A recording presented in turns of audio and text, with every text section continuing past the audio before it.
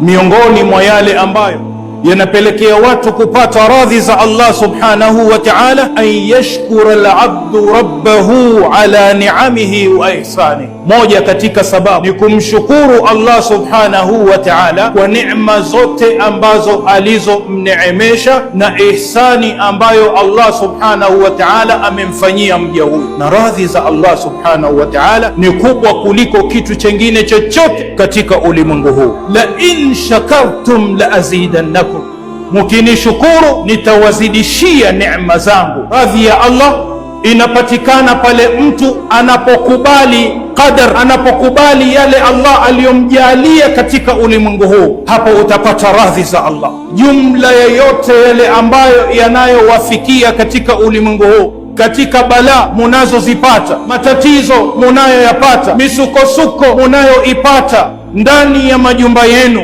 ndani ya kazi zenu, katika nafsi zenu, katika maisha yenu, ikhtibar, ni majaribio na ni mtihani kutoka kwa Allah subhanahu wa ta'ala. Suluhisho nini?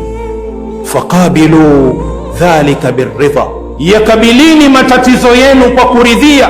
Sema alhamdulillah wa inna Allah azza wa jal, hakika ya Allah aliyetukuka mtukufu, idha ahabba qauman ibtalahum, kila anapowapenda watu huwapa mtihani. Faman radhiya ay biqadaihi wa qadarihi, yule atakayeridhia qadar, mapitisho ya Allah subhanahu wa ta'ala juu yake, falahu ridha, basi huyo amepata radhi za Allah.